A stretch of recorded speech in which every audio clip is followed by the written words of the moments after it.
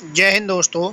आज इस वीडियो में हम बात करने वाले हैं दिल्ली पुलिस होमगार्ड की वैकेंसी के बारे में। 2024 की जो दिल्ली पुलिस की होमगार्ड की नई वैकेंसी आई है और उसके 24 जनवरी से जो फार्म आज से अप्लाई भी शुरू हो गए हैं, तो इसके बारे में आज हम चर्चा करने वाले हैं कि कौन कौन इस फॉर्म को भर सकता है, कौन अप्लाई कर सकता है, कौन नहीं, और किस प्रकार से इस फॉर्म को आपको भरना है, किस प्रकार की ये वैकेंसी है, क्या आपकी एलिजिबिलिटी रहने वाली है। इन सब बातों पर इस वीडियो में मैं आपको सब कुछ बताने वाला हूँ। ये इसका ऑफिशियल नोटिस है जो कि राष्ट्रीय राजधानी क्षेत्र दिल्ली सरकार गृह रक्षक महानिदेशालय राजा गार्डन नई दिल्ली की ओर से निकाला गया है। और इसकी ये इन्होंने वेबसाइट भी दे रखी है, delhihomeguard.nic.in। ये आपकी वेबसाइट भी है। ये विज्ञापन जो निकाला गया है ये आप देख सकते हैं, इस प्रकार से विज्ञापन है। महत्वपूर्ण नोट, केवल इस वेबसाइट पर जो उन्होंने वेबसाइट दे रखी है DGHG इनरोलमेंट करके जो वेबसाइट दे रखी है, इसी पर आप आवेदन कर सकते हैं। किसी अन्य माध्यम से ये आवेदन खारिज कर दिए जाएंगे। इस संबंध में भी यह इन्होंने बोला है। इसके ऑनलाइन आवेदन करने की तिथि जो है 24/1/2024 उन्होंने दी गई है और 13/2/2024 तक इसमें आवेदन कर सकते हैं। बॉम्बे जो होमगार्ड एक्ट बनाया गया था 1947 में, इसके विस्तारित के लिए यह वैकेंसी, मतलब इसी एक्ट के आधार पर यह वैकेंसी इन्होंने निकाली है।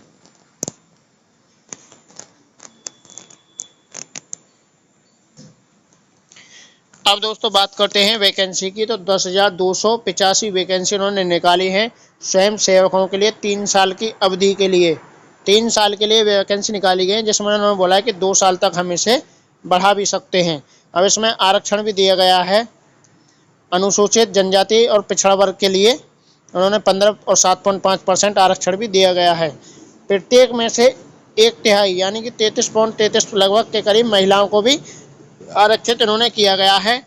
इसमें 10% भूतपूर्व सैनिक भी शामिल होंगे। जो आरक्षण है इसमें 10% भूतपूर्व सैनिकों को भी लिया गया है। और इसके टाइम की बात करें, जो इन्होंने बोला है कि यह समय हम 3 साल के लिए ये वैकेंसी कर रहे हैं और 2 साल इसमें एक्सपेंड करेंगे, तो ऐसा कुछ नहीं है। जो एक बार वैकेंसी फिल हो गई, अब वो अगर ये 3 साल बाद दोबारा वैकेंसी निकालेंगे तो ऐसा तो होता नहीं है कि भैया बार बार वैकेंसी निकालते रहेंगे। पहले यूपी में जो होमगार्ड थे तो वो ऐसे ही थे, मतलब 2 साल या 3 साल के लिए ही भर्ती होते थे।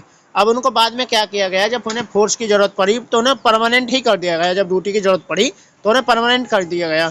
तो इसी प्रकार से आप इस फॉर्म को जरूर भरें। ये ना सोचें कि 3 साल की नौकरी है या 5 साल की है।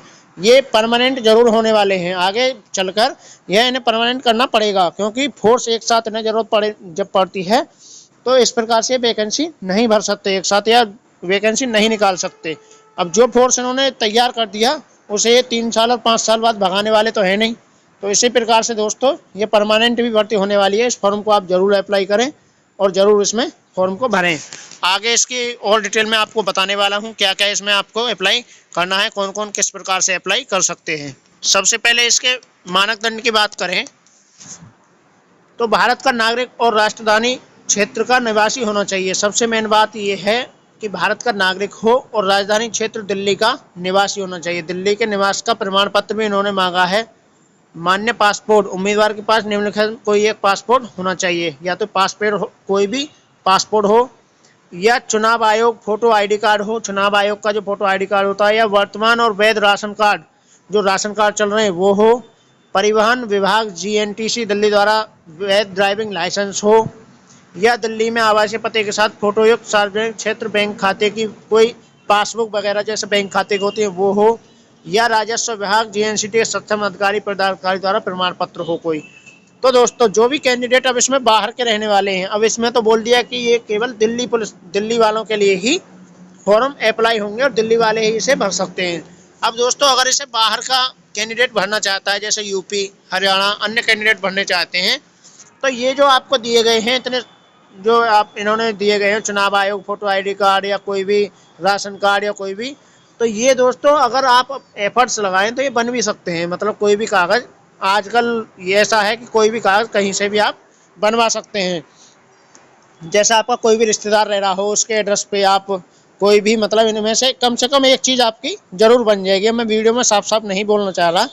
अगर आप इसे बनवाना चाहते हैं और आप इस भर्ती को देखना चाहते हैं कि आप कहीं से भी हैं, तो आप इस भर्ती को देख सकते हैं। तो इसमें थोड़ा सा आपको ध्यान देना पड़ेगा कि आपको कौन सा कागज़ इनमें से आसानी से बन जाएगा। जो भी आपका रिलेटिव रहता हो वहाँ, और आप किसी से भी वहाँ कोर्ट वगैरह में जाकर बात कर सकते हैं, तो वो आपका आसानी से बन जाएगा अगर आपको ये फार्म भरना ही है तो। अगर नहीं भरना है तो उसमें कोई कुछ नहीं कर सकता। वैसे मैं दोस्तों यही कहूँगा कि ये 3 साल और 5 साल की वैकेंसी नहीं है, ये आगे भी इसमें साल बढ़ाई जाएंगी। आप इसे ज़रूर अप्लाई करें। आप कहीं से भी हैं, कागज़ की अगर दिक्कत आ रही है तो वो भी सारे डॉक्यूमेंट्स भी बन जाते हैं। अगर दोस्तों इसमें आयु की बात करें तो उन्होंने बोला है 45 से मतलब 20 से 45 वर्ष आपकी आयु होनी चाहिए। 1979 1 2000 पहले से 2004 1 के बाद का मतलब जन्म नहीं होना चाहिए। योग्यता की बात करें तो 12वीं पास इसमें योग्यता मांगी गई है। ऊंचाई पुरुष अभ्यर्थियों के लिए जो ऊंचाई मांगी गई है 165 सेंटीमीटर और महिला अभ्यर्थियों के लिए 152 सेंटीमीटर की ऊंचाई इन्होंने मांगी गई है। अब दोस्तों इसमें क्या होने वाला है, सबसे पहले आपका फिजिकल होने वाला है। तो केवल वे उम्मीदवार जो शारीरिक माप दक्षता परीक्षा PMT 1600 मीटर दौड़ और ऊंचाई में फिजिकल में मतलब पास होते हैं तो उनके हिसाब से एक मेरिट बनाई जाएगी। नामांकन पोर्टल ये आपका दिया हुआ है, तो उसी हिसाब से मेरिट आपकी बनाई जाएगी, जिसे लिखित परीक्षा के अंकों में जहां भी लागू हो बोनस अंक जोड़कर अंतिम रूप दिया जाएगा। मतलब ये लिखित परीक्षा के अंकों में भी इसके बोनस के रूप में अंक जोड़े जाएंगे। अब इसमें फिजिकल में होना क्या है, तो फिजिकल के बारे में भी आपको बताऊंगा। तो दोस्तों जो नामांकन की विधि है उन्होंने बोला 2 चरणों में प्राप्त होगी। सबसे पहले शारीरिक माप ऊंचाई आपकी मतलब नापी जाएगी। पुरुष अभ्यर्थियों के लिए पहले बताया मैंने 165 सेंटीमीटर और महिलाओं के लिए 152 सेंटीमीटर। दौड़ उम्मीदवार को उत्तीर्ण होना है, जिसके लिए 24-1-1 को आयु के अनुसार मानदंड इस प्रकार हैं। मतलब दौड़ अलग अलग आयु के कैंडिडेट के लिए अलग अलग प्रकार से दौड़ इन्होंने दी गई है। अब इसमें देख सकते हैं पुरुष अभ्यर्थियों के लिए आयु 30 वर्ष तक जो दी गई है वो 1600 मीटर 6 मिनट में, 40 से 30 वर्ष फिर 7 मिनट में 1600 मीटर, 45 से 40 वर्ष के बीच 8 मिनट और भूतपूर्वों के लिए पुरुष अभ्यर्थियों के लिए 10 मिनट का इसमें समय दिया गया है। इसी प्रकार से अगर महिलाओं की हम बात करें तो महिलाओं के इसमें 30 वर्ष के लिए जो दी गई है वो 8 मिनट का समय दिया गया है, 40 से 30 वर्ष 9 मिनट, 45 से 40 वर्ष 10 मिनट और जो भूतपूर्व हैं उनके लिए 12 मिनट का इसमें समय दिया गया है। अब दोस्तों अगर लिखित परीक्षा की बात करें तो लिखित परीक्षा में आपको केवल PMT योग्य मतलब जो इसे परीक्षा को पास कर लेंगे, फिजिकल को पास कर लेंगे, वो ही लिखित परीक्षा में इसमें बैठेंगे। लिखित परीक्षा में 80 बहुविकल्पीय प्रश्न आएंगे। इन्होंने बोला है 80 प्रश्न आएंगे, प्रत्येक का 1 अंक होगा, कुल मिलाकर 80 अंक होंगे। अवधि इसकी 90 मिनट की होगी, मतलब 90 मिनट का इसका टाइम होगा। मेट्रिकुलेशन 10वीं कक्षा मानक का होगा। अच्छा, अब इसमें बात करते हैं अंगणित, जो सब्जेक्ट आपके आने वाले हैं। अंगणित आएगा, सामान्य विज्ञान, सामान्य बुद्धि और तर्क, दिल्ली का इतिहास, संस्कृति और स्थलाकृति, भारत का संविधान, प्राचीन भारतीय इतिहास, भूगोल एवं सामान्य ज्ञान और समसामयिकी, ये आपके इसमें आने वाले हैं। प्रश्न पत्र जो आएगा आपका हिंदी अंग्रेजी दोनों भाषा में आएगा। अब इन्होंने बोला है कि PMT उत्तीर्ण करने वाले जो मतलब फिजिकल को उत्तीर्ण करने वाले भूतपूर्व कर्मियों की संख्या कुल रिक्तियों की 10% से कम रहती है तो उनके लिए कोई लिखित परीक्षा नहीं होगी। अगर भूतपूर्व हैं आप और 10% से कम इनके लिए मतलब PMT करते हैं तो उनके लिए कोई भी लिखित परीक्षा नहीं होगी, वो डायरेक्ट ही भर्ती कर लिए जाएंगे।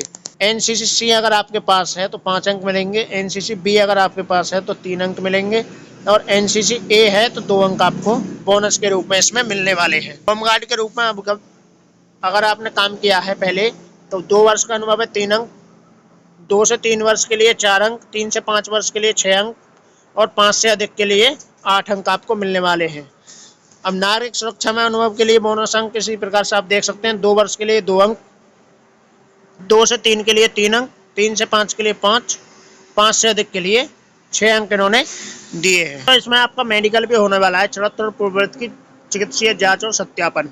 तो दूरदृष्टि ये आप देख सकते हैं 6/6 की होनी चाहिए, खराब बेहतर ये आपको दिया गया है। निकट दृष्टि दोष सामान्य आंखों से, ये इस प्रकार से आप मेडिकल के बारे में भी ये इसमें पढ़ सकते हैं जो दिया गया है। तो मेडिकल भी आपका इसमें होने वाला है।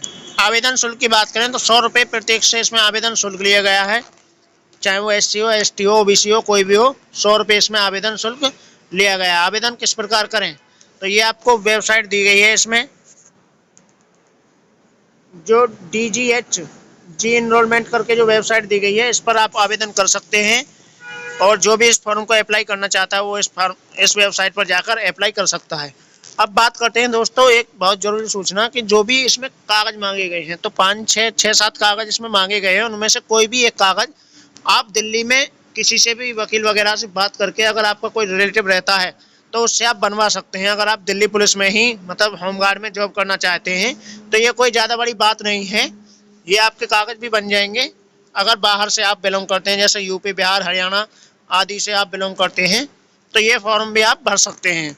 अगर आपको फॉर्म भरना ही है तो ये कागज़ आप कोई ना कोई एक कागज़ बनवा लें और इस प्रकार से आप इस फॉर्म को जरूर अप्लाई करें। ये वैकेंसी मैं 100% आपको लिख के दे रहा हूँ कि ये परमानेंट होने वाली वैकेंसी है और इसमें ऐसा नहीं है कि 3 से 5 साल बाद आपको निकाल दिया जाता है। ये आगे भी वैकेंसी चलती रहती है। आपका मतलब जो जैसे 5 साल कर दिया, फिर 5 साल के लिए बढ़ा दिया जाएगा और एक समय आपका ये आएगा कि इसी में आपको परमानेंट कर दिया जाएगा। जिस प्रकार यूपी में पहले होमगार्डों के लिए महीने में 4-6 ड्यूटी मिलती थी और उसी प्रकार से अब उन्हें परमानेंट कर दिया। जैसे जैसे फौज की इन्हें ज़रूरत पड़ती है और इसी प्रकार से इनका वो भी बढ़ाते रहते हैं, टाइम टेबल भी बढ़ा दिया जाता है। तो जो भी कैंडिडेट इसे एज ज़्यादा हो गई है या फिर फिजिकल वगैरह से फिट हैं तो वो इसे अप्लाई कर सकते हैं। तो वीडियो अच्छी लगी हो, वीडियो में जानकारी सही हो, वीडियो को लाइक और शेयर जरूर करें। जय हिंद, धन्यवाद साथियों। अगर आपका कोई भी डाउट है तो उसे कमेंट में पूछें, उसका जवाब आपको मिलेगा।